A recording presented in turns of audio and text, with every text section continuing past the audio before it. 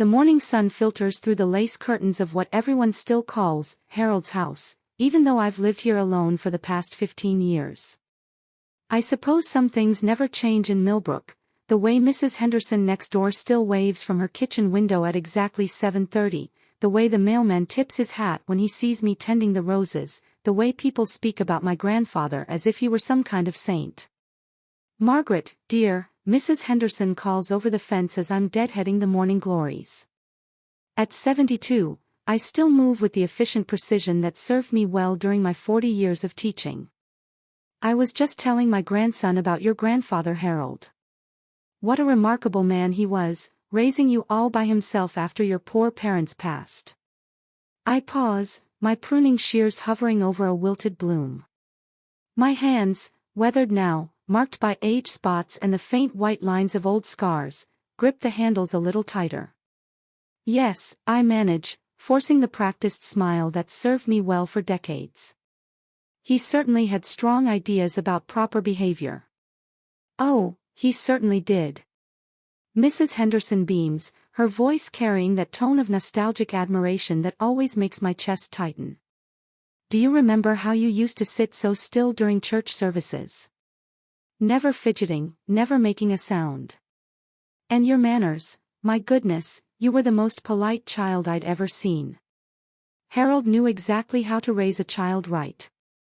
The morning glories blur slightly as I nod. "People always said I was well-behaved." Well-behaved. "Margaret, you were a model child. I used to tell my own children, look at Margaret Winters. See how respectful she is. That's what proper discipline looks like." She sighs wistfully. "Children today could learn a thing or two from how Harold raised you. None of this permissive nonsense we see now." I turn back to the flowers, hoping she can't see how my jaw has clenched. The word discipline always does this to me, sends a familiar chill down my spine, makes me want to check that my sleeves cover my wrists completely. Even now, even at my age, I find myself unconsciously adjusting my clothing, making sure everything is properly covered. "He certainly believed in structure," I say carefully, the words feeling like stones in my mouth. "Structure, respect, consequences for actions, all the things that made you into the fine woman you became." Mrs. Henderson leans against the fence, settling in for one of her longer conversations. "You know, when Harold passed, I said to my Harold, God rest his soul, I said, that man's greatest achievement wasn't his business success or his community service. It was raising that little orphan girl into such a credit to his name. A credit to his name." The phrase echoes in my mind as it has for 60-odd years. How many times did I hear those exact words growing up? How many times was I reminded that my behavior reflected on him, that any misstep would dishonor his memory of my parents, that I owed him everything. "The whole town looked up to him," Mrs. Henderson continues, apparently not noticing my silence. "President of the school board, deacon at First Presbyterian, always the first to volunteer when someone needed help. And never once did he complain about the burden of raising someone else's child. What a sacrifice that must have been for a bachelor." My fingers trace unconsciously over the scar on my left forearm, hidden beneath my cardigan sleeve. A thin white line, barely visible now, from when I was 8 and dropped his favorite coffee mug. I'd learned quickly after that, learned to move carefully, speak softly, anticipate his moods like reading weather patterns. He never made me feel like a burden, I lie smoothly, the words coming automatically after 7 decades of practice. It's true, in a way. He never said I was a burden. He showed me in other ways, in the lectures about gratitude, in the punishments that were for my own good, in the constant reminders that I was lucky to have him when I could have ended up in an orphanage. Of course he didn't. Harold Winters was a gentleman through and through. Mrs. Henderson's voice takes on that reverential tone people always use when speaking of the dead, especially the respected dead. "You were so fortunate to have him. Not every child who loses their parents ends up with someone who truly understands the importance of proper guidance." Proper guidance. Another phrase that makes my stomach turn. I remember his guidance, the way his voice would drop to that terrifyingly quiet register when I'd done something wrong, the way he'd explain calmly and rationally why punishment was necessary, why it hurt him more than it hurt me, why good children accepted correction without tears. I should get inside, I say abruptly, my voice sounding strange to my own ears. Lots to do today. Of course, dear. Don't let me keep you. Mrs. Henderson straightens up. But Margaret, you should be proud. Harold would be so pleased to see what a fine life you've built. A respected teacher, pillar of the community, never a hint of scandal or trouble. You're living proof that strong discipline creates strong character. As I walk back toward the house, his house, with its dark wood paneling and heavy furniture that I've never had the courage to change, I catch my reflection in the hallway mirror. 72 years old, and I still see the little girl who learned to hide every bruise, every tear, every moment of fear behind a mask of perfect behavior. Everyone admired my grandfather's discipline. They never knew what it cost me to earn their admiration. The front door closes behind me with the same soft click I learned to make 64 years ago, quiet enough not to disturb him, controlled enough to show I was still the grateful, well-behaved child he'd shaped me to be. Some lessons, it seems, are harder to unlearn than others. 3 days after my conversation with Mrs. Henderson, my great-niece Emma arrives for her summer visit. At 8 years old, she's all elbows and knees and endless questions, her dark hair refusing to stay in the neat braids her mother attempted this morning. She reminds me painfully of myself at that age, before I learned to sit still, before I understood that children should be seen and not heard. Aunt Margaret, she squeals, launching herself at my legs with the kind of exuberant affection that makes my chest tight with unnamed emotions. Mom said you have old books upstairs and maybe some dress-up clothes. Perhaps after lunch, I tell her, smoothing down her flyaway hair with hands that remember being 8, remember wanting to run and laugh and make noise. And we use our inside voices in the house, remember? Emma's face falls slightly, and I hate myself for the automatic correction. This house has a way of making me revert to old patterns, old rules that were beaten into me so thoroughly they've become instinct. Her mother, my niece Rebecca, gives me an apologetic look. Emma, remember what we talked about. Aunt Margaret's house has special rules because it's very old and has lots of valuable things. I force a smile, though something about Rebecca's phrasing bothers me. Special rules. Is that what we're calling it now? After Rebecca leaves, Emma and I settle into what feels like a careful dance around each other. She's naturally curious and energetic, while I find myself constantly monitoring her movements, anticipating disasters, ready to intervene before anything goes wrong. It's exhausting, this hypervigilance that I thought I'd outgrown. We spend the morning looking through photo albums, Emma chattering about school and her friends while I point out relatives she's never met.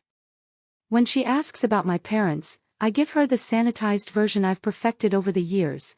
They died when I was young, Grandpa Harold took me in, I was very lucky to have him. Were you sad? She asks with the directness that only children possess. The question catches me off guard. No one has ever asked me that before. Yes, I suppose I was. But Grandpa Harold helped me understand that being sad wouldn't bring them back. He taught me to be grateful instead.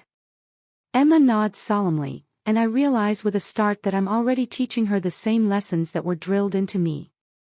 The thought makes me uncomfortable in a way I can't quite name. After lunch, I show her up to the spare bedroom where she'll be staying, the same room that was mine as a child. She bounces on the bed with delight, then springs up to examine the antique vanity in the corner, her small hands reaching for everything at once. Careful, I say automatically. Those things are very old, Anne. It happens so fast. Her elbow catches the corner of a small crystal figurine, a delicate ballerina that belonged to my grandmother. I watch in horror as it arcs through the air, seeming to fall in slow motion before shattering against the hardwood floor. The sound of breaking crystal sends me somewhere else entirely. Suddenly I'm 8 years old again, standing in the parlor, watching Grandpa Harold's favorite coffee mug, the one with his initials that he used every morning, lying in pieces at my feet. I can hear his footsteps on the stairs, measured and deliberate, and I know what's coming. I'm sorry. I'm sorry. Emma's voice cuts through the memory, high-pitched with panic. I didn't mean to. Please don't. I look down and realize I've moved between Emma and the door without conscious thought, my body positioned in a way that's achingly familiar, shoulders hunched, arms slightly raised, as if to shield her from a blow that isn't coming. My heart is pounding so hard I can feel it in my throat. Emma has pressed herself against the wall, her eyes wide with fear, and I realize with dawning horror that she's afraid of me. Not just startled or worried about being in trouble, genuinely afraid, in the way that children are afraid when they recognize something dangerous. Emma, I whisper, forcing myself to straighten up, to step back. Emma, it's all right. It was an accident. But she's still pressed against the wall, still watching me with those two knowing eyes. Are you going to hurt me? She asks in a voice so small it breaks something inside my chest. Mommy says her grandpa hurt her when she was little. She said that's why she doesn't want me to be alone with old men. But you're not a man, so I thought. I thought you wouldn't. The words hit me like physical blows. Rebecca's grandfather. My grandfather. The same man. I would never hurt you, I managed to say, though my voice sounds strange and far away. Never, Emma. I promise. She studies my face for a long moment, then slowly slides down the wall to sit on the floor next to the broken crystal. Then why did you look so scared? Why did you stand like that? I stare at her, this brave, perceptive child who sees things that adults have spent decades pretending not to notice. How do I explain that the sound of breaking glass still sends me back to a time when accidents meant consequences I learned to hide under long sleeves and careful stories? I start, then stop. All my practiced explanations, all my careful deflections, seem inadequate in the face of her honest question. Sometimes, I finally say, sinking down to sit beside her on the floor, sometimes when we're children, we learn to be afraid of things that we don't need to be afraid of anymore. But our bodies remember being afraid, even when our minds know we're safe. Emma nods as if this makes perfect sense to her. Like how I still sleep with my night light even though I know there aren't really monsters. Yes, I whisper. Exactly like that. We sit there together among the pieces of broken crystal, and for the first time in 70 years, I allow myself to wonder what other truths have been hiding in the shadows of this house, waiting for a child's innocent question to bring them into the light. That night, after Emma has fallen asleep clutching her stuffed rabbit, I sit in Grandpa Harold's old armchair, the one I've never been able to bring myself to replace, and stare at the place where the crystal ballerina once stood. The empty space seems to mock me, a reminder that some breaks can't be hidden or explained away. Mommy says her grandpa hurt her when she was little. Emma's words circle in my mind like vultures. Rebecca's grandfather. My grandfather. The math is simple, unavoidable. If Harold hurt Rebecca's mother, my cousin Sarah, then the whispered family stories I'd always dismissed as exaggeration might be something else entirely. I close my eyes, trying to push the thoughts away, but instead I'm pulled backward through time with a force that leaves me breathless. I'm 6 years old, sitting at the kitchen table with my primer, carefully forming the letter, over and over. My hand cramps, but I don't dare stop. Grandpa Harold said 20 perfect letters, and I've only managed 14 that meet his exacting standards. Sloppy, his voice says behind me, making me jump. The pencil skitters across the page, leaving an ugly mark. A Winters never does sloppy work, Margaret. What would your poor mother think if she could see this? The shame burns hot in my chest. I hadn't meant to mess up. I was trying so hard to be good, to make him proud, to prove I was worth keeping. I'm sorry, Grandpa Harold. I'll do better. Sorry doesn't fix sloppy work. His hand covers mine, guiding the pencil. His grip is firm, just shy of painful. Your mother was never sloppy. She was graceful, precise, a credit to the winter's name. You have her blood in you, Margaret, but blood means nothing without discipline. The memory fades, leaving me shaking in the present.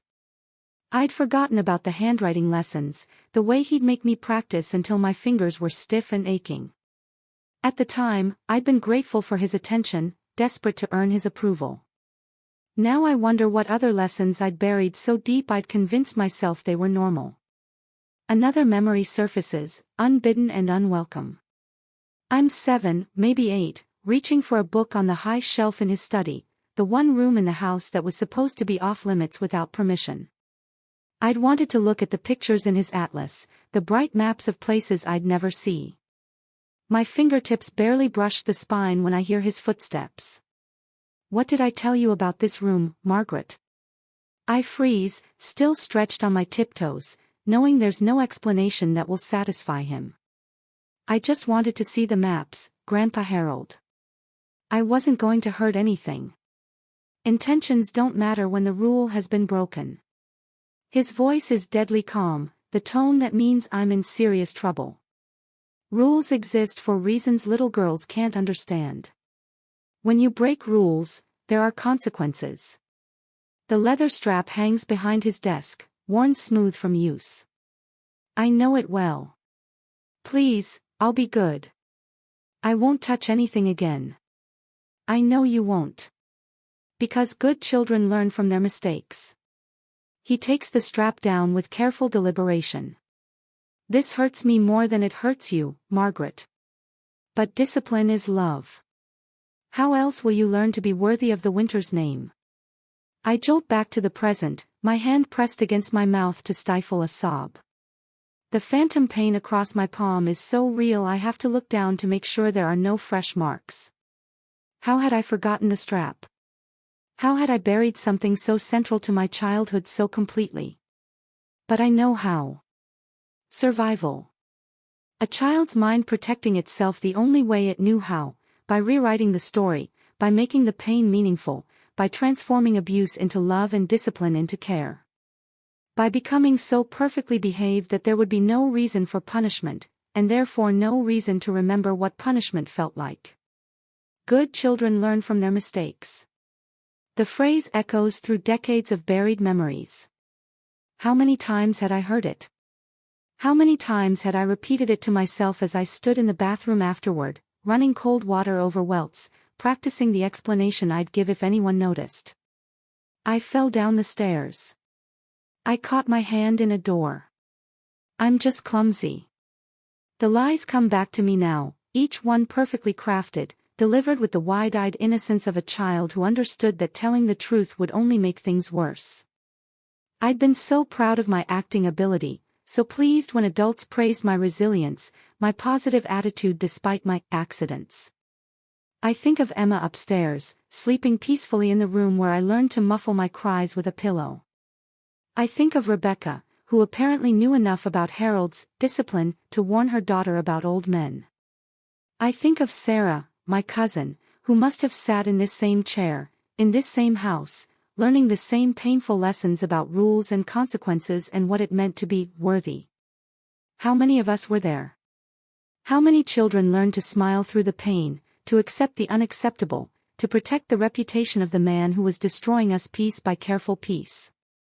The grandfather clock in the hallway chimes midnight, the same clock that used to mark the hours of my childhood punishments. I remember listening to it tick while I waited for him to decide I'd learned my lesson, while I promised silently to be better, quieter, more grateful. I sit in his chair until dawn, letting the memories come in waves, some sharp and clear, others murky and fragmented, all of them painting a picture I've spent 70 years refusing to see. The perfect grandfather everyone admired. The pillar of the community who knew exactly how to raise a grateful child. The monster who taught me that love came with conditions, that safety was something to be earned, and that the most dangerous thing a child could do was trust the adults who claimed to care for them. As the sun rises through the lace curtains, the same curtains that have hung in this window for 60 years, I finally allow myself to speak the words I've never been able to say out loud. He hurt me. Harold Winters hurt me, and I've been protecting him ever since. The house seems to hold its breath around the confession, as if the walls themselves are surprised to finally hear the truth spoken within them. But for the first time in decades, the silence doesn't feel oppressive.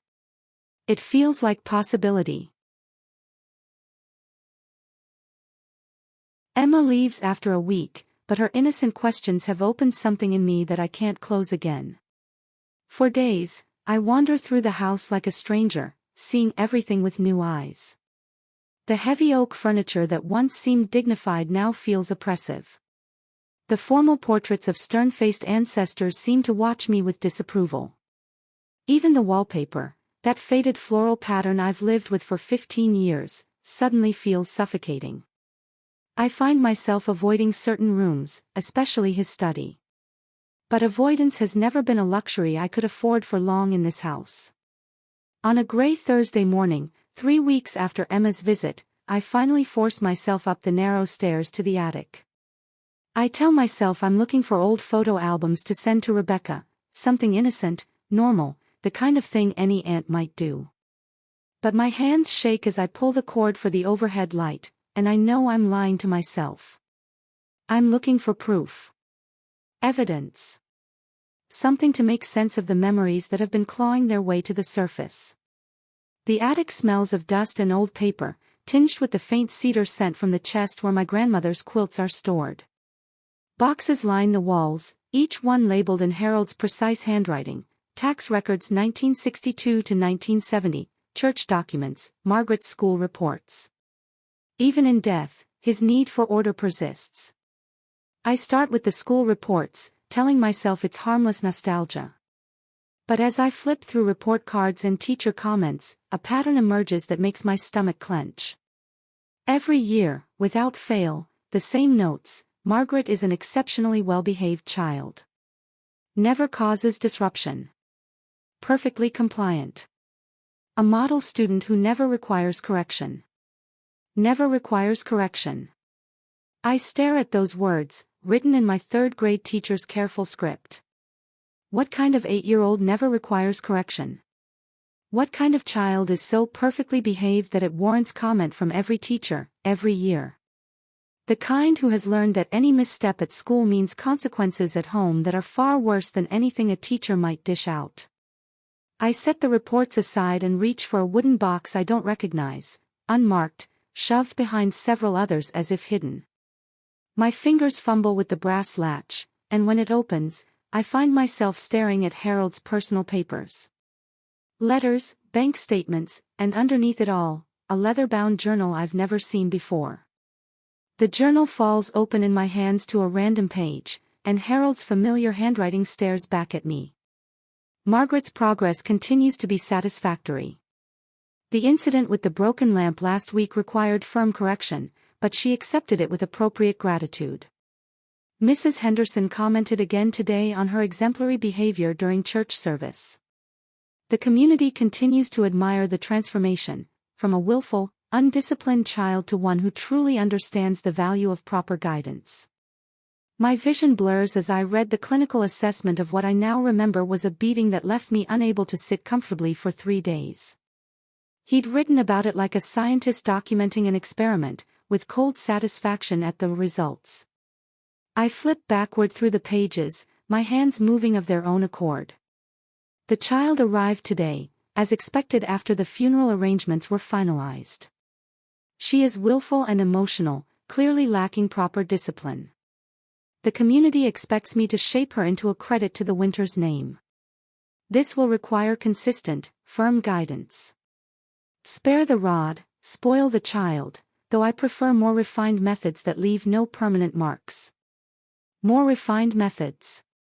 The words swim on the page as memories flood back, the way he'd grip my wrists just hard enough to leave fingerprint bruises that faded quickly, the psychological punishments that left no visible evidence, the careful calibration of pain and shame designed to break my spirit without damaging his reputation.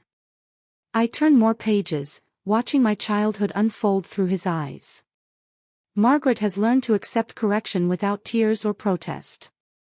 This is significant progress. A child who fights punishment has not truly learned the lesson. Her compliance in all matters is now complete.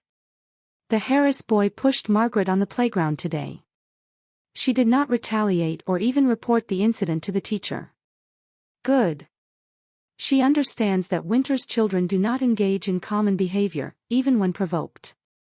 Margaret asked about her parents again today. I explained, as before, that dwelling on the past shows ingratitude for present blessings. She accepted this correction and has not mentioned them since. Progress. Each entry is a small murder of the child I was, my natural responses, my normal emotions, my basic human needs systematically documented and eliminated. He'd written about breaking me like someone might describe training a difficult horse, with clinical satisfaction at each small victory over my spirit. But it's the final entries that make me sink to my knees on the dusty attic floor. The community increasingly holds Margaret up as an example of proper child rearing. Mrs. Henderson specifically mentioned how well-behaved she is compared to modern children. Reverend Patterson commented on her perfect deportment during services. I am pleased that my methods, while necessarily private, produce such publicly admirable results. Margaret's teachers report that she requires no correction whatsoever and serves as a positive influence on more willful children. She has become exactly what I intended, living proof that strong discipline creates strong character. The transformation is complete. At age 16, Margaret continues to be a model of proper behavior. She asks permission before speaking, accepts all decisions without question, and shows appropriate gratitude for the guidance she has received. When she marries, her husband will benefit from the training she has received in obedience and submission. The Winter's legacy will continue through her example. The journal slips from my numb fingers. He'd planned it all, every punishment, every lesson, every moment of terror, with the cold calculation of an architect designing a building. He'd created me like a project, molding and shaping until he achieved the perfect result, a broken child who would spend her life protecting his reputation. Worse, he'd been proud of it. Proud of the fear that made me so compliant, proud of the trauma that made me so eager to please, proud of the way he'd taught me to police my own behavior so thoroughly that no one else ever had to. I think of all the times over the years when people praised his child-rearing skills, when they held me up as evidence that old-fashioned discipline worked. I think of how I smiled and nodded, how I played the part of the grateful ward, how I let their admiration wash over me like a baptism I didn't deserve. I'd been his greatest accomplishment, his masterpiece of manipulation and control. And for 70 years, I'd helped him maintain the illusion, protecting his legacy while carrying the cost in my bones and blood and dreams. In the dim attic light, surrounded by the evidence of my systematic destruction, I finally understand the full scope of what was done to me. Harold Winters hadn't just hurt me, he'd erased me, replaced me with a carefully crafted version designed to serve his ego and protect his image. But as I sit there among the dust and shadows, I realize something else, the fact that I'm reading these words, feeling this rage, recognizing this truth, means that somewhere inside me, the real Margaret, the willful, emotional child he tried so hard to eliminate, had survived. Hidden, buried, nearly suffocated, but still there. Still fighting to be heard.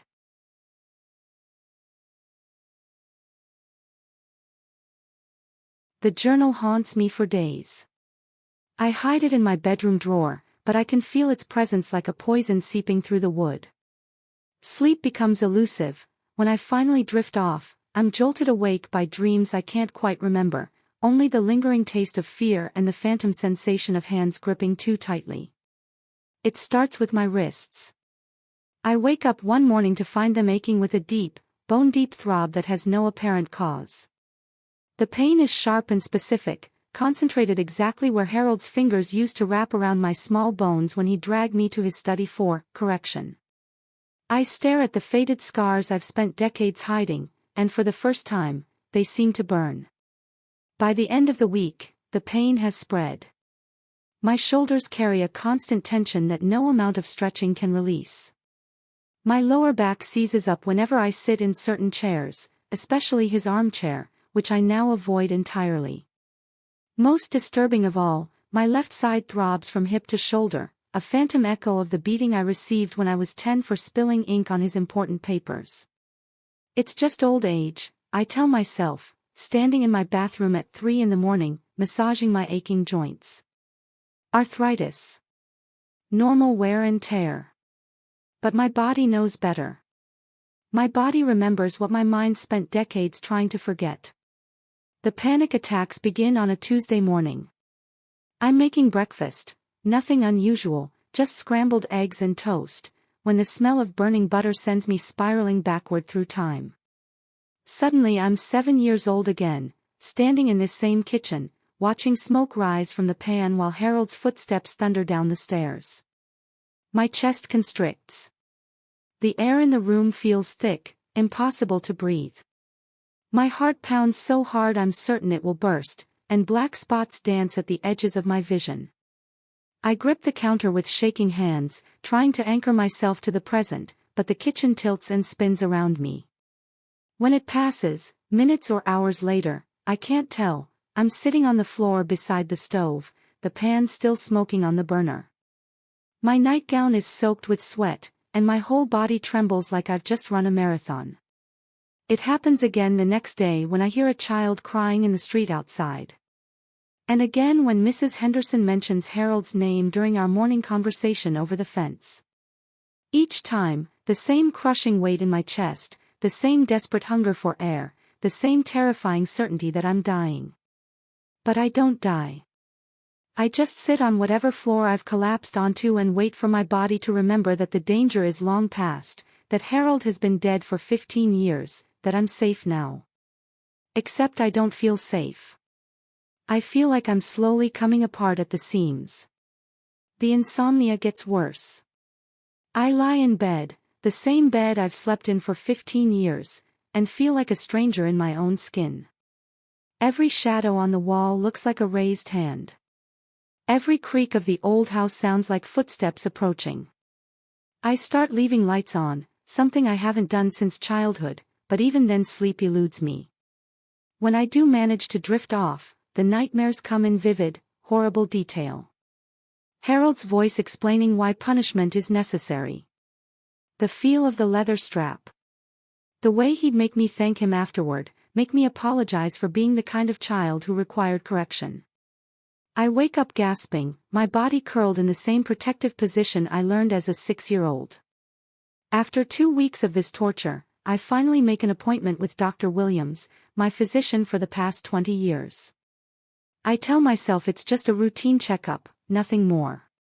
But as I sit in his office in my carefully pressed blouse and sensible shoes, trying to explain my symptoms without revealing their true cause, I know I'm lying again. The aches and pains could be stress-related, he says, making notes in his careful handwriting. Have you experienced any significant changes or emotional upheaval recently? I almost laugh at the understatement. Perhaps some family matters that have been weighing on my mind. He nods sympathetically. At our age, it's common to reflect on the past more frequently. Sometimes unresolved issues can manifest physically. He looks up from his notes. Margaret, I need to ask, have you ever experienced trauma? Physical or emotional abuse, perhaps in childhood? The question hits me like a physical blow.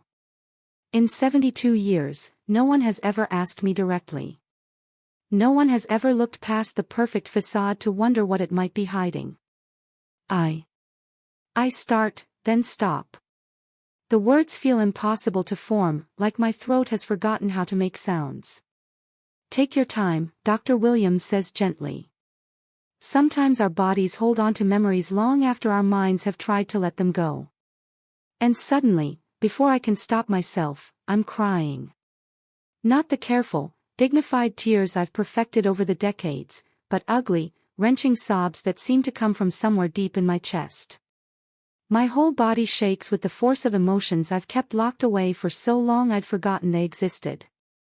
Dr. Williams hands me tissues and waits patiently while I fall apart in his office.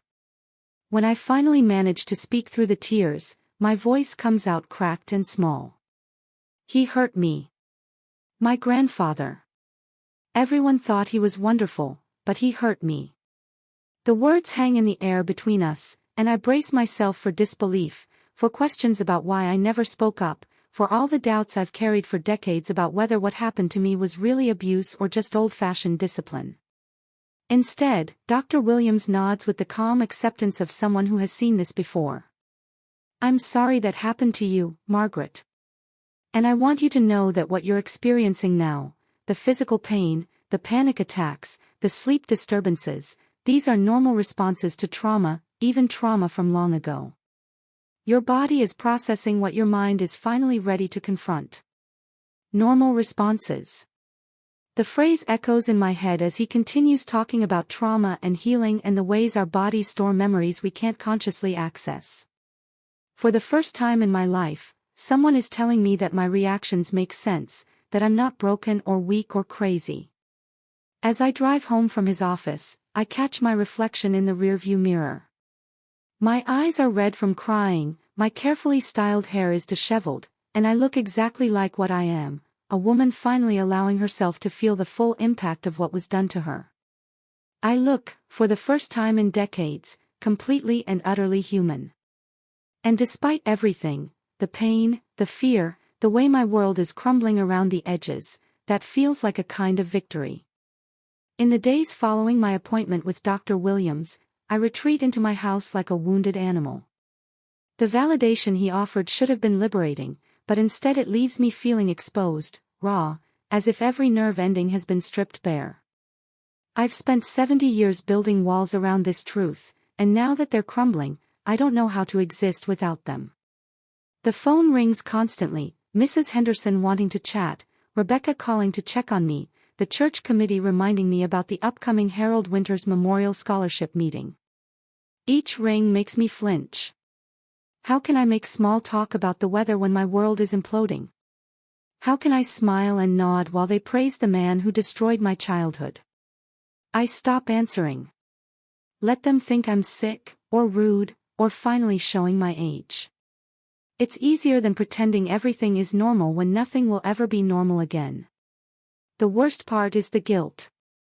It gnaws at me with every breath, a constant companion that whispers poisonous thoughts in Harold's voice. You're destroying his legacy. You're hurting people who loved him. You're being selfish and ungrateful. On a particularly dark Thursday, I stand in front of the mirror in Harold's old bedroom, the master bedroom I've never been able to claim as my own, and stare at my reflection. At 72, I still see the frightened child who learned to apologize for existing. The woman who became a teacher because children were safe, they couldn't hurt you the way adults could. The spinster who never married because the thought of anyone having that kind of power over her again was unbearable. You did this to yourself, I whisper to my reflection. You could have spoken up at any time. You chose to protect him. But even as I say the words, I know there lies wrapped in Harold's logic. What choice did a 6-year-old have? What power did a terrified child possess against a respected adult who controlled every aspect of her world? The rational part of my mind understands this, but rational thought is no match for decades of ingrained shame.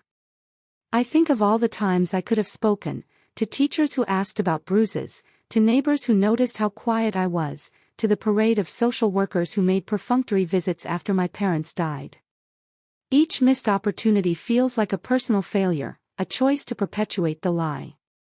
Mrs. Henderson's voice drifts through my bedroom window, talking to her mailman about how worried she is about me. Margaret's been so strange lately, she says. Hardly speaks to anyone. I wonder if she's having some kind of breakdown. It would be such a shame. Harold raised her to be stronger than that. Harold raised her to be stronger than that. The words slice through me like a blade.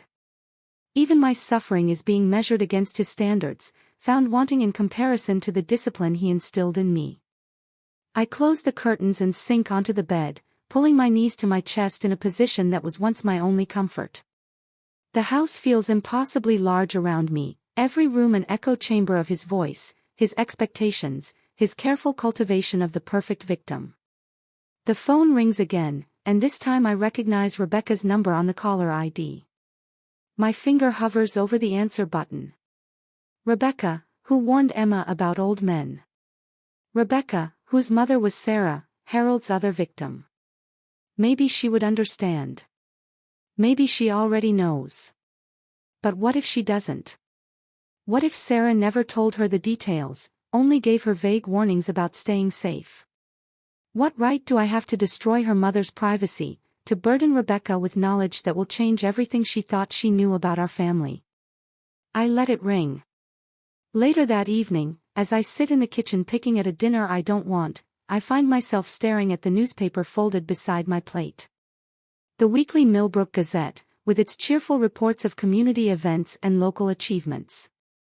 On page 3, there's an article about the town's plan to name a new playground after Harold, a tribute to his lifetime of service to the children of our community. The irony is so sharp it makes me laugh, a bitter, broken sound that echoes through the empty house. They want to name a children's playground after a man who systematically abused children. They want to create a place where kids will play and laugh, all under the watchful bronze gaze of their tormentor. I imagine the dedication ceremony, the speeches about Harold's legacy, the way people will nod approvingly at the reminder of old-fashioned values and proper discipline. I imagine Emma playing on that playground someday, not knowing that the man they're honoring is the reason her great-aunt jumps at sudden noises and sleeps with the lights on. The weight of keeping this secret suddenly feels unbearable. But equally unbearable is the thought of speaking it aloud, of watching the careful mythology of our town crumble under the weight of an old woman's accusations. Who would believe me? Who would choose my word over Harold's carefully constructed reputation? I think of Dr. Williams, the first person in my life to hear the truth and respond with compassion instead of doubt. But he's bound by doctor-patient confidentiality. The truth stays locked in his office, safely contained where it can't hurt anyone else. Maybe that's for the best. Maybe some truths are too destructive to share, too painful for others to bear. Maybe my job is still what it's always been, to protect Harold's legacy, to carry this burden alone, to make sure that his victims are the only ones who suffer. As I prepare for another sleepless night, I catch sight of myself in the hallway mirror. The woman staring back at me looks older than her 72 years, worn down by the weight of secrets and shame. But there's something else in her eyes now, something that wasn't there before Harold's journal cracked open the truth. Anger. Not the careful, controlled displeasure I was allowed to feel as a child, but raw, honest rage at what was done to me. At what was stolen from me. At the decades I've spent protecting the man who broke me, at the way his voice still lives in my head, telling me I'm selfish and ungrateful for wanting to heal. I may be isolated, drowning in shame and uncertainty about what comes next. But for the first time in my life, I'm angry at Harold Winters instead of at myself. And that anger, frightening as it is, feels like the beginning of something that might eventually become freedom. The breaking point comes on a Sunday morning in late September, 3 months after Emma's visit shattered my carefully constructed world. I'm sitting in Harold's study, a room I've avoided for weeks, forcing myself to go through his papers, telling myself I need to organize his estate documents. But really, I'm torturing myself with reminders of his presence, with the lingering scent of his pipe tobacco and the weight of his disapproval that still seems to emanate from the walls. The phone rings, jarring me from my dark reverie. Rebecca's name appears on the caller ID, and this time I answer, partly because I'm desperate for human contact and partly because I can't bear to disappoint anyone else. Aunt Margaret. Thank goodness. Her voice is tight with worry. I've been trying to reach you for days. Are you all right? I'm fine, dear.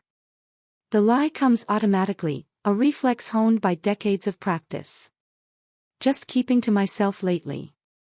Listen, I need to talk to you about something. There's a heaviness in her voice that makes my stomach clench. It's about Emma.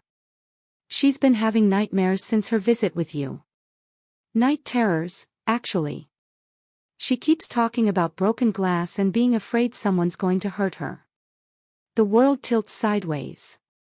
What exactly has she said? She keeps asking if great-grandpa Harold was mean to people. She says you looked scared that day she broke the figurine, and she wants to know if he would have hurt her like he hurt Grandma Sarah. Rebecca's voice cracks. Margaret, what happened during her visit? And what does she mean about Harold hurting my mother? The question hangs in the air like a death sentence. This is the moment I've been dreading, the collision between past and present that I've spent my entire life trying to prevent. Emma's innocent perception has shattered the carefully maintained silence, and now Rebecca needs answers I don't know how to give. Rebecca, I start, then stop. How do I explain that her great-grandfather was a monster? How do I tell her that her daughter's instincts are frighteningly accurate, that children often see truths adults refuse to acknowledge? My therapist says children Emma's age don't usually have fears this specific unless they're based on something real, Rebecca continues, her voice growing stronger. She thinks Emma picked up on something during her visit, some kind of family trauma that's never been addressed.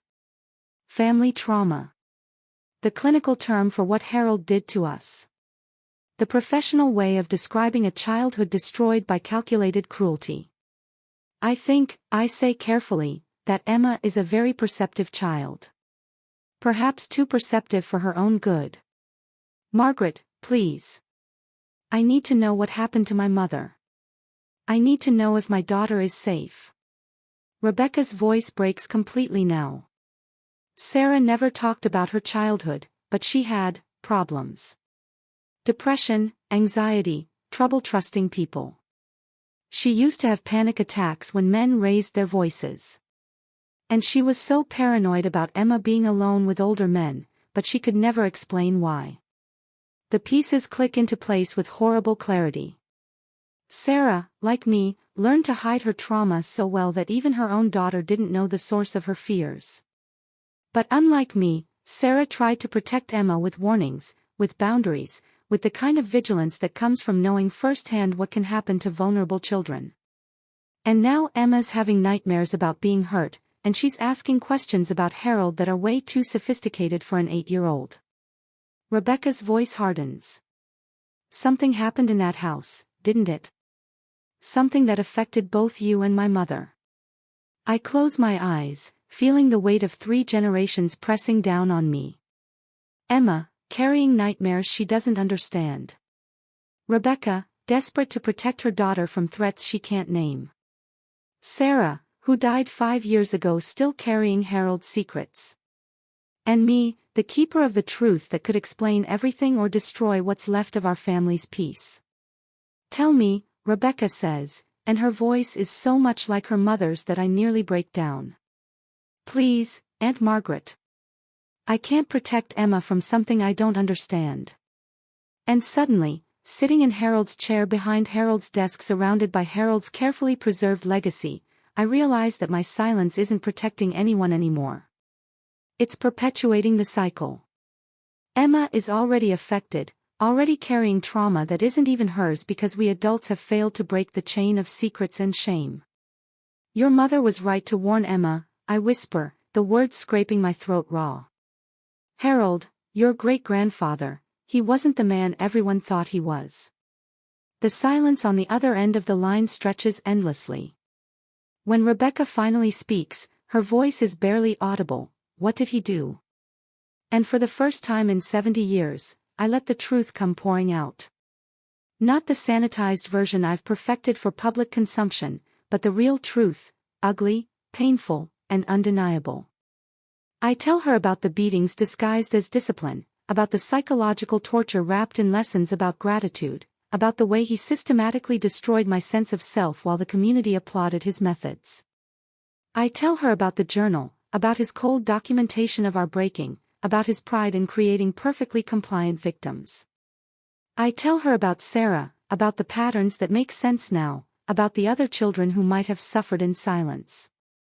When I finish, we're both crying, she with shock and grief, me with exhaustion and relief. For the first time in my life, I've told the complete truth to someone who believes me, someone who needs to hear it. Emma was right, Rebecca says through her tears. She said you looked like you were protecting her from something scary. She said you seemed sad and scared at the same time. Children see things we think we're hiding, I manage. They recognize pain, even when we try to mask it. What do we do now? Rebecca asks. How do we help Emma? How do we help you? I look around Harold's study, at the awards and photos and testimonials that create the illusion of respectability. For the first time, they look like what they really are, props in an elaborate lie, a monument to a false reputation built on the silence of his victims. We stop protecting him, I say, my voice stronger than it's been in months. We stop carrying his secrets. We tell the truth, and we make sure Emma grows up in a world where truth matters more than reputation. The decision feels like stepping off a cliff, terrifying and liberating at the same time. But as I sit here in Harold's chair, finally speaking the words he spent decades teaching me never to say, I realize I'm not falling. For the first time in my life, I'm learning to fly. After my conversation with Rebecca, I don't sleep for 3 days. Not because of nightmares this time, but because something fundamental has shifted inside me. For the first time in 70 years, someone else knows the complete truth about Harold, and the world hasn't ended. The sky hasn't fallen. The house hasn't collapsed around me. I feel simultaneously terrified and oddly light, as if I've been carrying a 100-pound weight on my shoulders without realizing it until someone helped me set it down. On Wednesday morning, I call Dr. Williams' office and ask for a referral to a therapist who specializes in trauma. The receptionist's voice is kind when she asks if it's urgent, and I almost laugh at the question. Is 70 years of buried trauma urgent? I suppose it's been urgent for quite some time, I tell her. I'm just finally ready to admit it. The therapist Dr. Williams recommends is named Catherine Walsh, and her office is in a converted Victorian house across town, far enough from my neighborhood that I won't run into anyone I know. When I call to make an appointment, her voice is warm but professional, and she doesn't seem surprised when I tell her I need to talk about childhood trauma. These conversations can be difficult, she says gently. But I want you to know that whatever you're carrying, you don't have to carry it alone anymore. The words make me cry, right there on the phone with a stranger. After a lifetime of isolation, the simple promise of companionship in this darkness feels revolutionary. My first appointment is on a Thursday afternoon.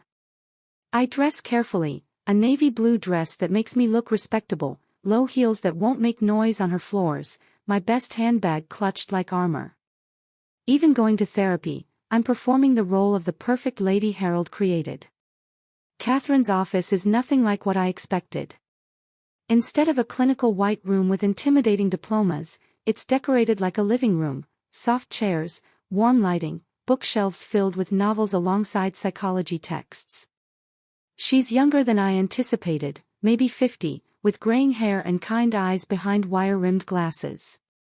Tell me why you're here, Margaret, she says once we're settled, and I'm grateful she doesn't start with small talk about the weather or my drive over. I'm 72 years old, I begin, my voice already shaky, and I'm just now admitting that my grandfather abused me. The words feel foreign in my mouth, like speaking a language I've never learned. But Catherine doesn't flinch, doesn't look shocked or doubtful. She simply nods and says, that must have taken tremendous courage to say out loud. Courage. No one has ever called my brokenness courage before. I try to tell her the story chronologically, but trauma doesn't work that way. It comes in fragments, a memory of Harold's belt, the journal I found in the attic, Emma's frightened face, the community's endless praise for his discipline. Catherine listens without interruption, occasionally asking gentle questions that help me untangle the knots of memory and emotion. You mentioned that people often praised your grandfather's child-rearing methods, she says at one point. How did that make you feel? I've never been asked how anything made me feel. Harold certainly never cared about my emotions, and I learned early that having feelings was a luxury I couldn't afford. Confused, I say slowly, testing the word. Angry, but I wasn't allowed to be angry. Ashamed that I wasn't more grateful for his attention. Terrified that if people knew the truth, they'd think I was lying or being dramatic. Children who experience abuse often learn to suppress their natural emotional responses, Catherine explains. It's a survival mechanism. But those feelings don't disappear, they just get buried deeper. As our session continues, I find myself saying things I've never voiced before. How I became a teacher because children felt safe, they couldn't overpower me the way Harold did.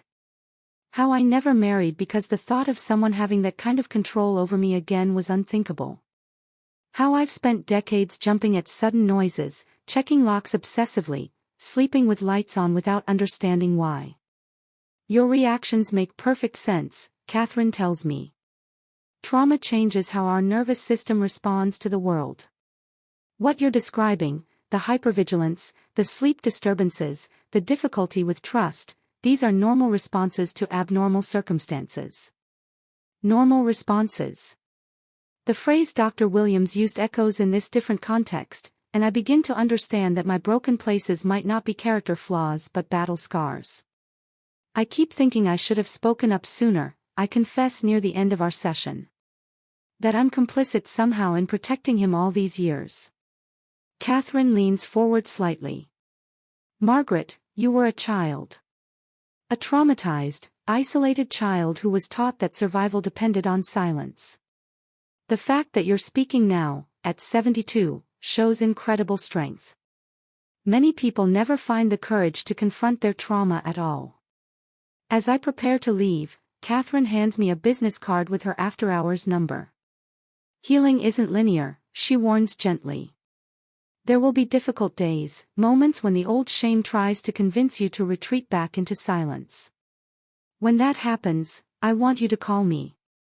Driving home, I feel something I haven't experienced in decades, hope. Not the false optimism I've worn like a mask, but genuine hope that perhaps it's not too late to reclaim the parts of myself that Harold tried to destroy. When I pull into my driveway, Mrs. Henderson waves from her garden. For the first time in months, I wave back without forcing a smile. The simple gesture of authentic response, neither hiding nor performing, feels like a small miracle. Inside the house, I walk straight to Harold's study and sit in his chair. But instead of feeling intimidated by his lingering presence, I feel something else, defiance. This is my house now. My life. My choice about what stories get told and what secrets get buried. I open his desk drawer and pull out a piece of his personalized stationery, elegant cream paper with Harold Winters embossed in gold letters. Using his own fountain pen, I begin to write. My name is Margaret Winters, and my grandfather Harold Winters abused me for 12 years. This is my story. The ink flows smoothly across the paper, dark and permanent and true. For the first time in my life, I'm writing my own narrative instead of living in his. It feels like the beginning of everything. 3 weeks into therapy, I make the decision that terrifies me most: I'm going to tell the rest of the family. Not all at once. Catherine has helped me understand that I need to protect my emotional energy and choose my allies carefully. But Emma's nightmares are getting worse according to Rebecca, and I can't live with the knowledge that my silence is contributing to another child's suffering. I start with my cousin David, Sarah's younger brother. At 68, he's the closest thing I have to a sibling, and if anyone might have suspected something about Harold's discipline, it would be him. We arrange to meet at the diner on Route 9, neutral territory where the ghosts of Harold's house can't follow us. David looks older than I remember, his hair completely white now, but his eyes are still the same gentle brown I remember from childhood. We order coffee and sit in awkward silence until I force myself to speak. David, I need to ask you something about when we were children. About Uncle Harold. He stiffens immediately, his coffee cup frozen halfway to his lips. What about him? Did he discipline you the way he disciplined me? The question hangs between us like a live wire. David sets down his cup with shaking hands and stares out the window at the parking lot. When he finally speaks, his voice is barely audible. I was hoping you didn't remember. The admission hits me like a physical blow. All these years, All these family gatherings where we sat at the same table and made polite conversation, and he knew. He knew what happened to me, and I knew what happened to him, but we never acknowledged the shared wound that shaped both our lives. Sarah too. I whisper. He nods, tears sliding down his cheeks. All of us. But we were taught that was normal, weren't we? That was just how children were raised back then.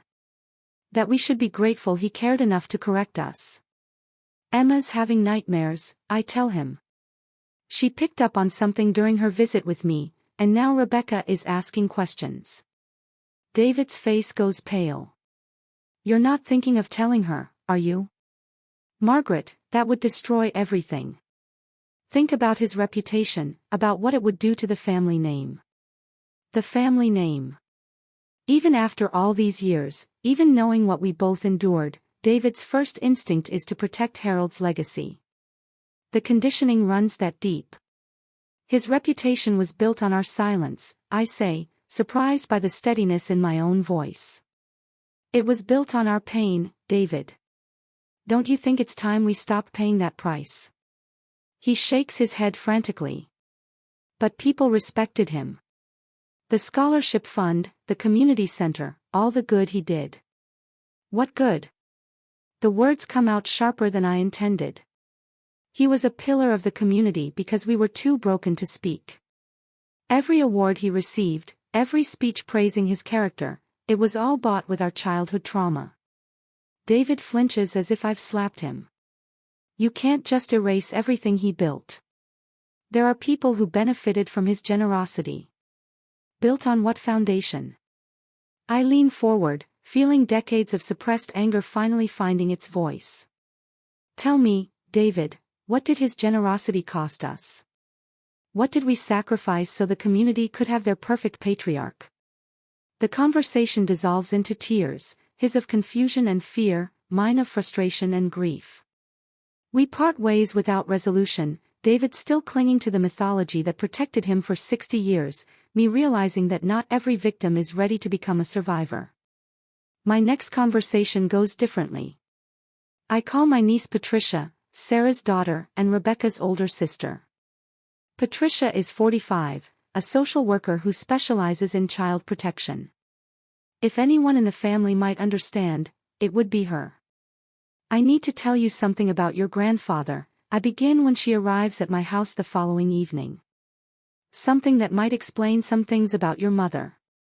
Patricia sits on my couch, the same couch where I used to lie awake listening for Harold's footsteps, and listens without interruption as I tell her everything.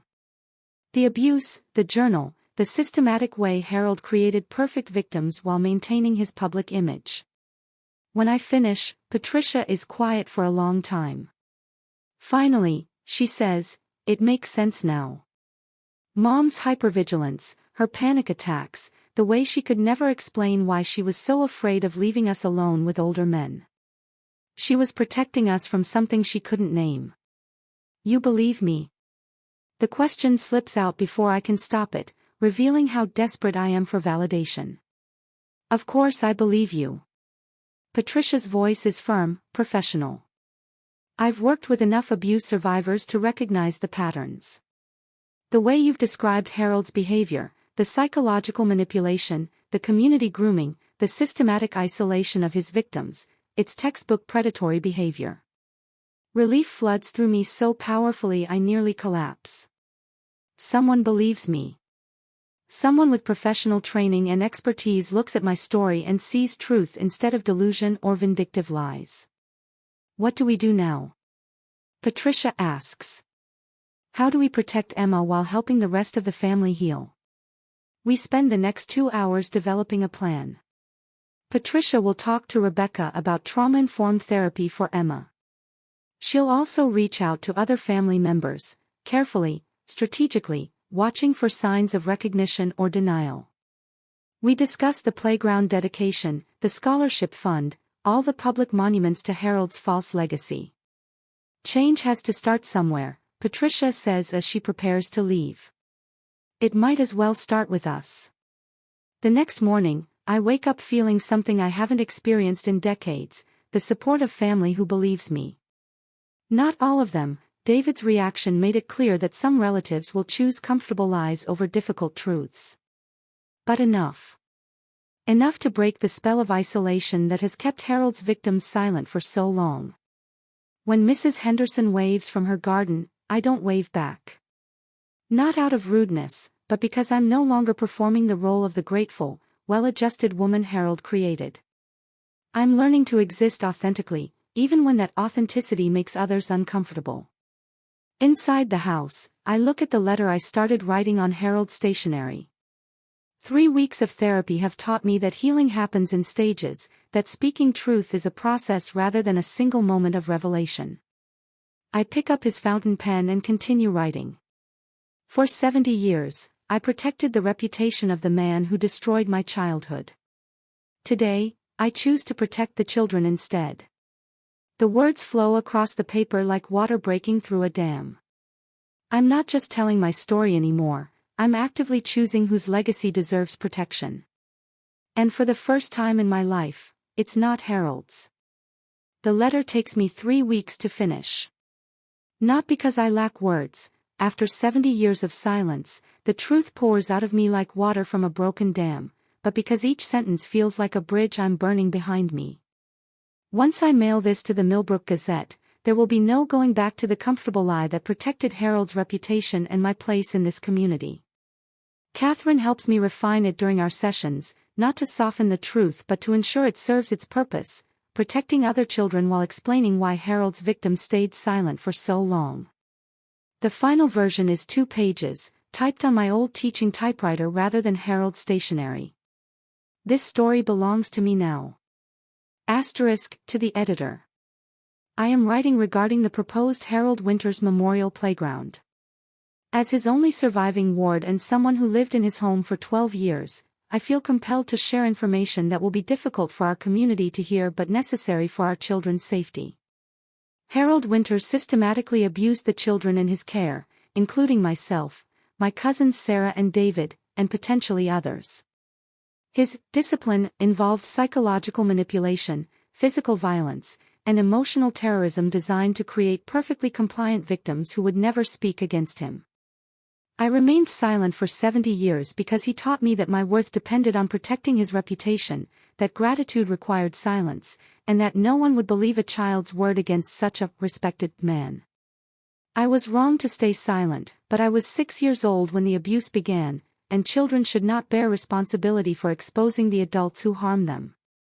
I am speaking now because his great-great-niece recently displayed symptoms of trauma after spending time in his home, where his presence still looms large.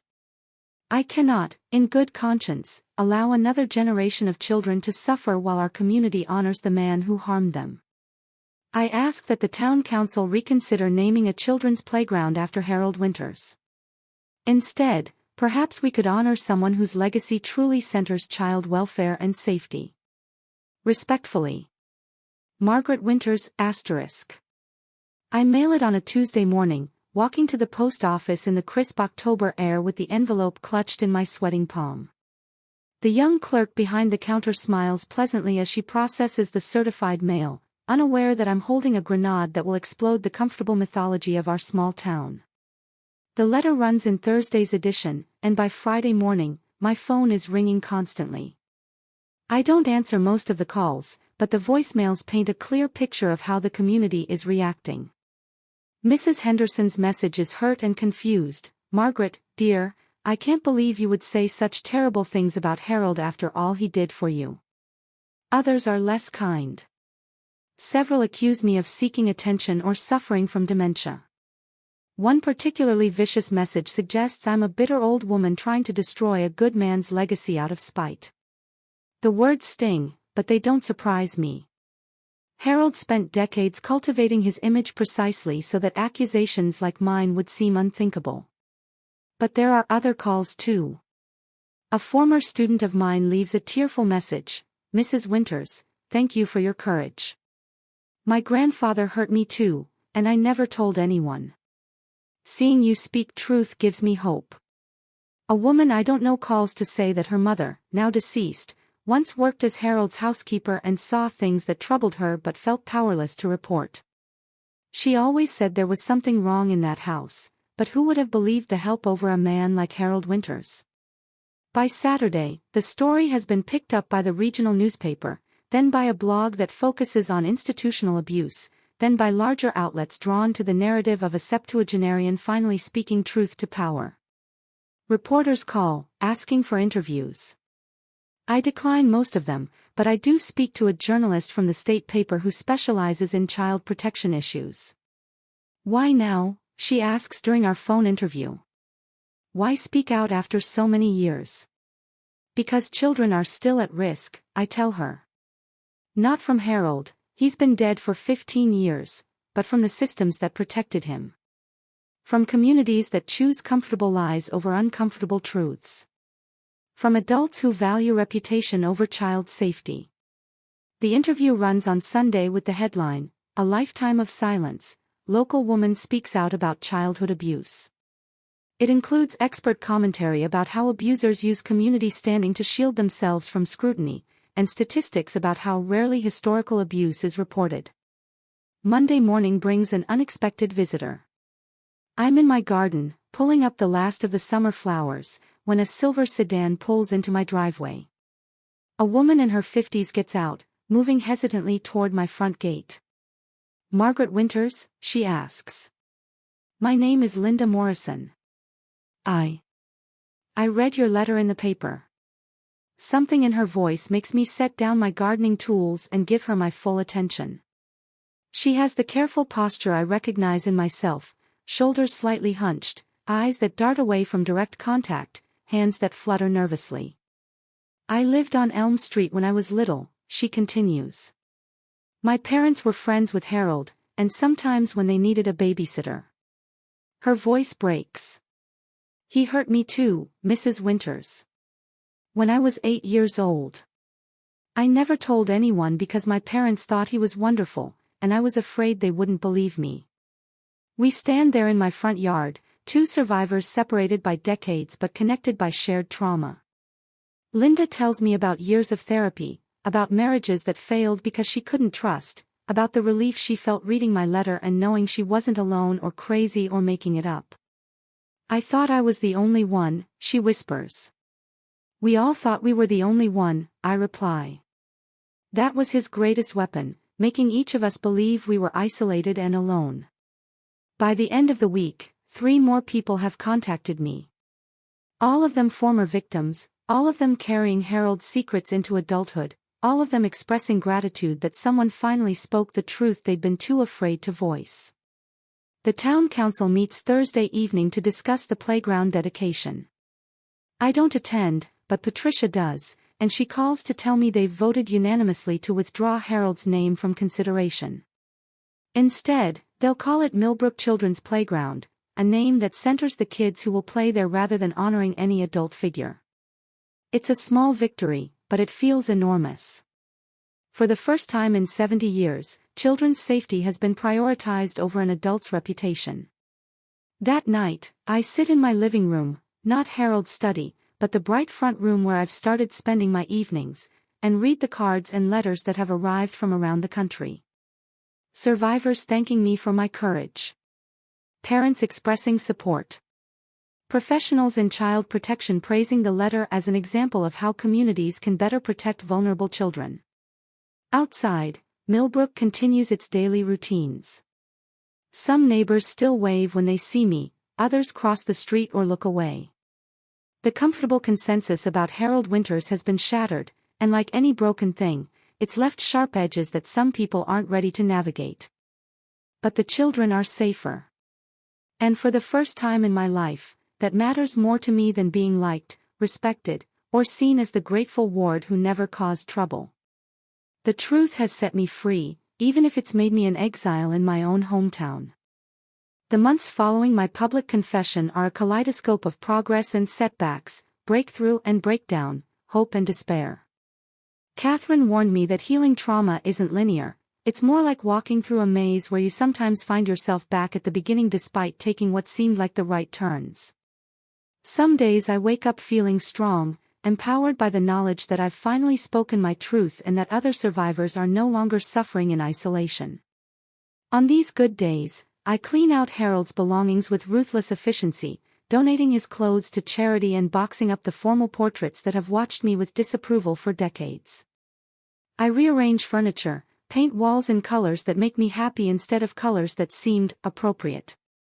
I'm reclaiming my space, making this house mine instead of his memorial. But other days, I can barely get out of bed. The weight of 70 years of suppressed emotion crashes over me like a tsunami, leaving me gasping and disoriented. These are the days when Catherine's after-hours number becomes a lifeline, when her calm voice reminds me that feeling everything at once is part of the healing process, not a sign that I'm falling apart. Grief has its own timeline, she tells me during one particularly difficult session. You're not just grieving what Harold did to you, you're grieving the childhood you never had, the woman you might have become, all the years you spent protecting someone who hurt you. The grief is overwhelming in its complexity. I mourn the little girl who was too afraid to cry, the teenager who never rebelled, the young woman who was too damaged to believe she deserved love. I grieve for Sarah and David, for Linda Morrison and the others who reached out after my letter was published. I grieve for all of us, scattered like seeds on barren ground, growing up twisted and stunted but somehow still growing. Catherine introduces me to different therapeutic approaches. We try EMDR, eye movement desensitization and reprocessing, where I follow her finger with my eyes while recalling traumatic memories. It sounds ridiculous, but something about the bilateral stimulation helps my brain process experiences that have been trapped in a state of perpetual alarm for decades. During one EMDR session, I remember being 10 years old and finding an injured bird in the garden. I wanted to help it, to nurse it back to health, but Harold saw me cradling it gently and flew into a rage about germs and foolishness. He made me watch as he wrung its neck, then lectured me about being more concerned with animals than showing gratitude for my blessings. As I recall this memory while following Catherine's moving finger, something shifts inside me. The adult Margaret can see what the child couldn't, that Harold's reaction was about control, not my safety. That his cruelty toward the bird was meant to teach me that anything I loved could be taken away if I didn't obey completely. He was threatened by your compassion, Catherine observes. Empathy was dangerous to his system of control because it meant you had feelings that weren't centered on him. We also explore art therapy. I've never considered myself artistic, but Catherine encourages me to draw or paint whatever comes up during our sessions. My first attempts are angry scribbles in black and red, rage finally given form after decades of being pushed down. But gradually, other colors creep in. Purple for the loneliness I carried. Blue for the sadness I was never allowed to express. Yellow for the tiny spark of hope that somehow survived Harold's attempts to extinguish it. One painting surprises me with its clarity. Without consciously planning it, I've drawn a house with two versions of myself, a small, cowering figure in the shadows and another version standing in bright sunlight outside. When Catherine asks what it means, I realize I've painted my healing journey, the part of me that's still trapped in Harold's house of fear, and the part that's learning to live in the light. The most unexpected part of healing comes through connecting with other survivors. Linda Morrison and I begin meeting for coffee once a week, sharing stories and supporting each other through the difficult process of rewriting our life narratives. Through her, I meet others, people who survived childhood abuse in various forms, some from family members, others from trusted community figures like teachers or clergy. Our informal support group grows to include 6 people, ranging in age from 35 to 78. We call ourselves the Thursday Circle, meeting in the back corner of a quiet cafe where we can speak freely without fear of being overheard. Each week, someone shares a breakthrough or a setback, and the rest of us listen with the deep understanding that only comes from shared experience. I told my daughter the truth about her grandfather, David announces one Thursday, his voice shaking with emotion. It's been 6 months since our difficult conversation at the diner, and I'd wondered if he would ever be able to move beyond his need to protect Harold's reputation. How did she react? I asked gently. She cried, he says. But then she thanked me for trusting her with the truth. She said it explained so much about why I was always so anxious, why I could never accept compliments, why I jumped whenever anyone raised their voice. These moments of connection and understanding become the foundation of my healing. For 70 years, I believed I was fundamentally broken, that Harold's abuse had left me irreparably damaged. But sitting in that cafe with people who share similar scars, I begin to understand that we're not broken, we're wounded warriors who survived something that could have destroyed us completely. The nightmares don't disappear entirely, but they change. Instead of always featuring Harold as the powerful figure and me as the helpless child, sometimes I dream of protecting other children, of standing between them and harm. Sometimes I dream of the woman I might have been if Harold hadn't stolen so many years of my emotional development. One morning, I wake from a dream where I was teaching again, not the careful, controlled teaching I did for 40 years, but joyful, creative instruction where I encouraged students to ask questions, make mistakes, be authentically themselves. In the dream, I was the kind of teacher I would have been if I hadn't been so afraid of chaos, so determined to maintain perfect order in my classroom because chaos felt dangerous. I tell Catherine about the dream, and she smiles, one of those gentle, knowing smiles that therapists perfect. "What do you think that dream is telling you?" she asks. I consider the question seriously. That it's not too late to become who I was meant to be. That healing isn't just about processing the past, it's about reclaiming the future. As I drive home from that session, I make a decision that would have been unthinkable 6 months ago. I'm going to volunteer at the local literacy center, teaching adults to read. Not because I have to, not because it's expected of me, but because I want to. Because teaching brought me joy once, and maybe it can again. The scared little girl inside me whispers that it's too risky, that I'm too old, that people might recognize me as the woman who accused Harold Winters of abuse. But for the first time in my life, I have a stronger voice, the voice of the woman I'm becoming, who refuses to let fear make her decisions anymore. I'm 72 years old, and I'm finally learning how to live.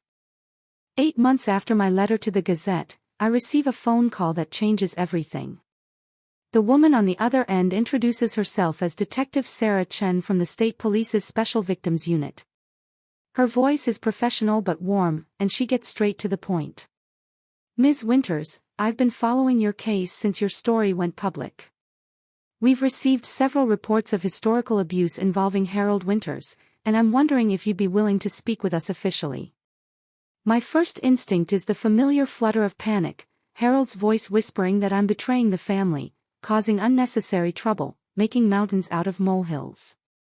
But then I think of Emma's nightmares, of Linda Morrison's shaking hands, of all the survivors who reached out after my letter. This isn't about punishment anymore. Harold is beyond earthly justice. This is about creating a record, establishing patterns, protecting future children. What would that involve? I ask.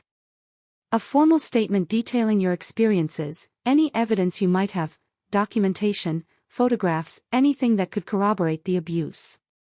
We're building a case file that could be used to investigate similar situations and potentially help other victims come forward. I think of Harold's journal, still hidden in my bedroom drawer like toxic contraband. I've read it so many times I've memorized his clinical descriptions of breaking us down, his pride in our compliance, his detailed methods for creating perfect victims. "I have something that might interest you," I tell her. Detective Chen drives down from the state capitol the following week. She's younger than I expected, maybe 40, with kind eyes and an efficiency that reminds me of the best social workers I encountered during my teaching career. She sits at my kitchen table, the same table where Harold used to lecture me about gratitude while I stood at attention, and treats me like an expert witness rather than a victim. "This is remarkable documentation," she says after reading Harold's journal. Her voice is carefully neutral, but I can see the controlled anger in her expression. Abusers rarely document their methods so thoroughly. This could be invaluable for training purposes, for helping other investigators understand how systematic abuse operates. She explains that while Harold can't be prosecuted posthumously, the case file will serve multiple purposes. It will validate other survivors who come forward, provide law enforcement with insights into predatory behavior, and potentially be used in civil cases if any survivors choose to pursue institutional accountability. There's something else, Detective Chen says as she prepares to leave. The State Attorney General's office is launching an initiative to investigate historical abuse in institutions, schools, churches, youth organizations. They're looking for survivor advocates to help develop better reporting protocols and trauma-informed investigation procedures. Would you be interested in participating? The question takes my breath away.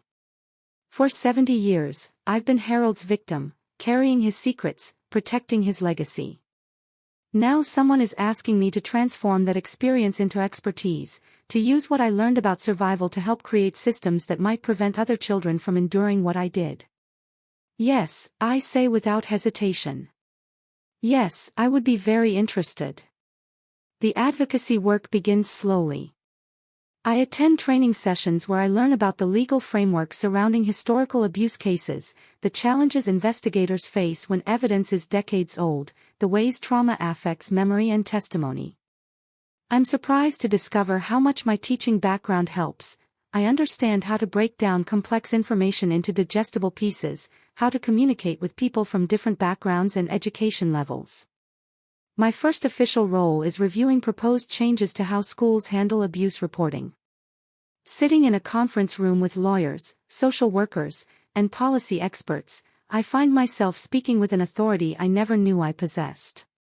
The protocol suggests mandatory reporting within 24 hours, I say, reviewing the draft document, but that assumes the child will disclose immediately. In my experience, and from what I've learned from other survivors, disclosure often happens in fragments over time. A child might hint at something today, share a detail next week, and not tell the full story for months or years. The lawyers scribble notes as I continue.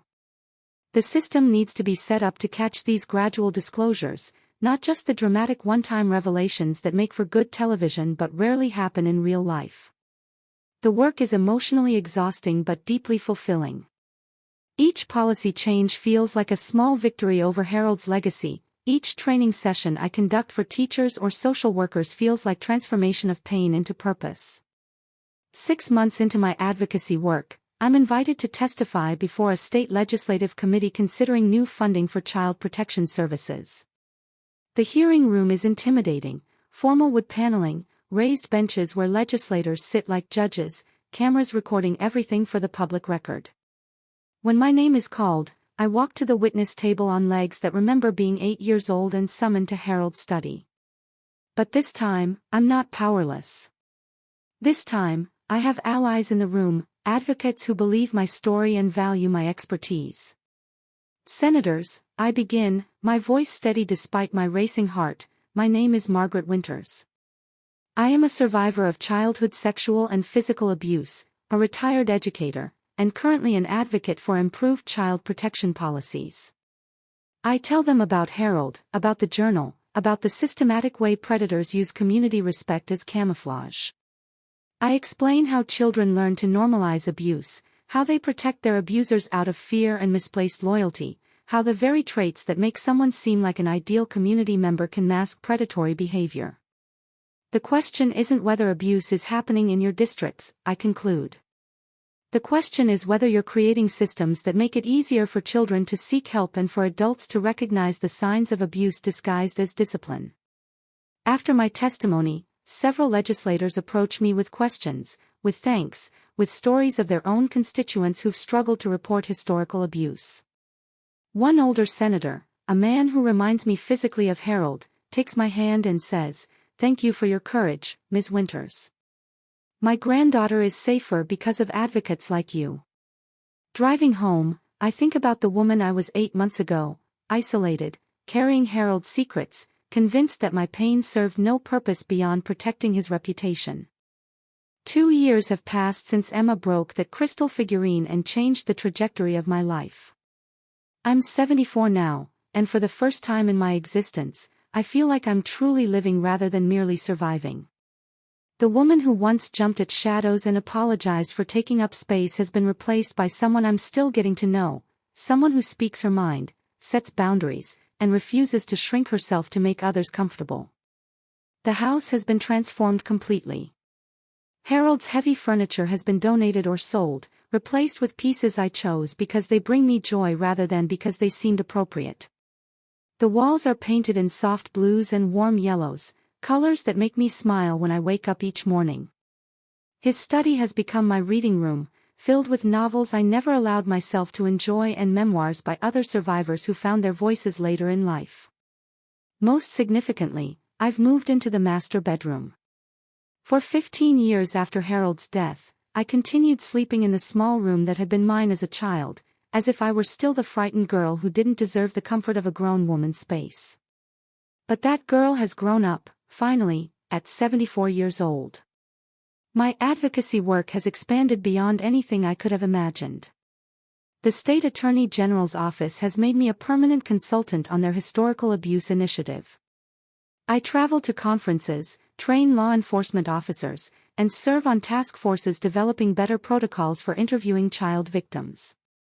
Each time I share my story, it becomes less about Harold's cruelty and more about the resilience of the human spirit, the possibility of healing even after decades of silence.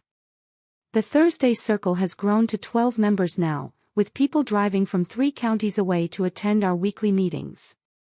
We've formalized into a nonprofit organization called Breaking Silence, offering support groups, advocacy training, and educational workshops for survivors and their families. Linda Morrison serves as our treasurer, and David, who has made remarkable progress in his own healing journey, coordinates our outreach efforts. Last month, we received our biggest victory yet.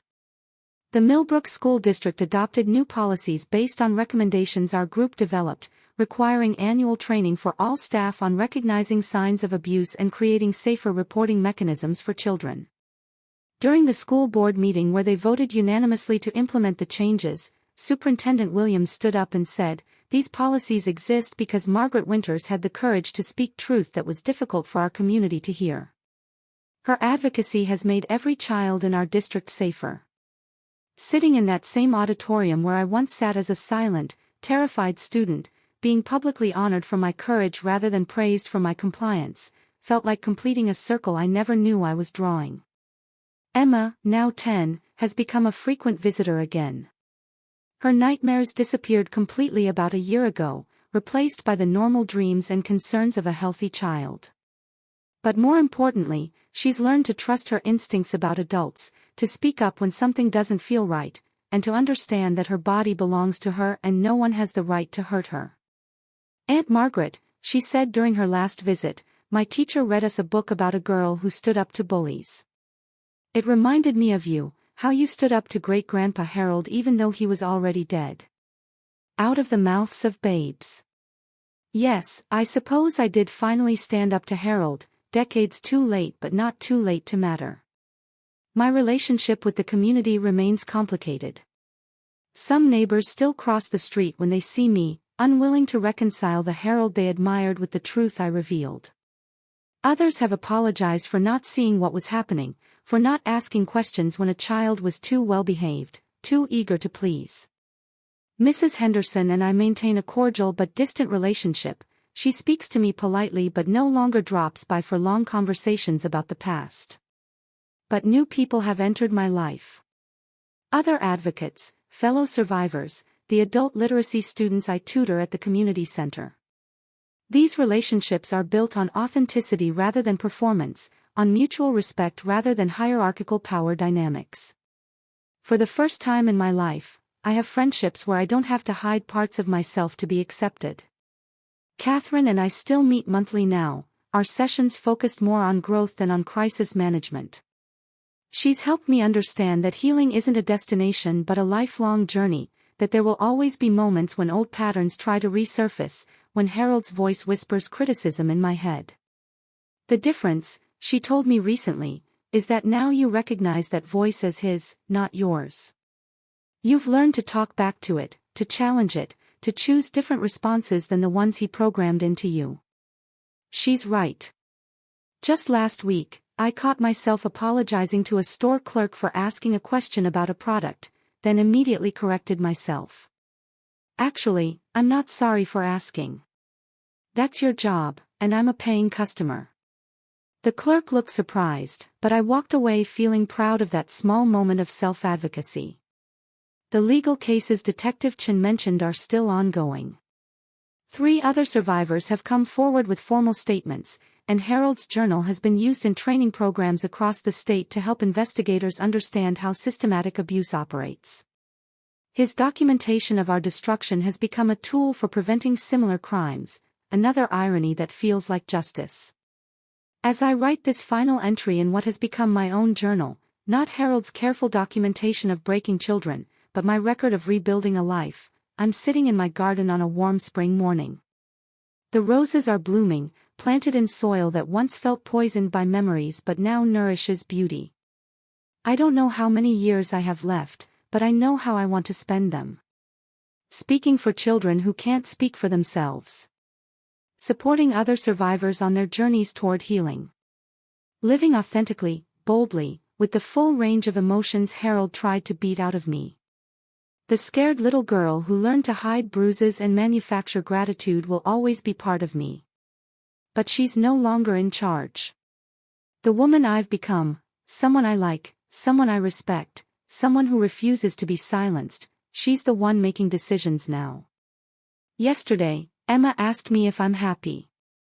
It's such a simple question, but one that would have been incomprehensible to me just 2 years ago. Happiness wasn't something I thought I deserved or could achieve. Yes, I told her, and meant it completely. I am happy. Not every minute of every day, but yes, I am happy. She nodded as if this was the most natural thing in the world. And perhaps it is. Perhaps happiness was always within reach, I just needed to believe I was worthy of it. I am Margaret Winters. I am a survivor, an advocate, a teacher, a friend. I am imperfect and still healing, still learning who I am when I'm not performing the role someone else created for me.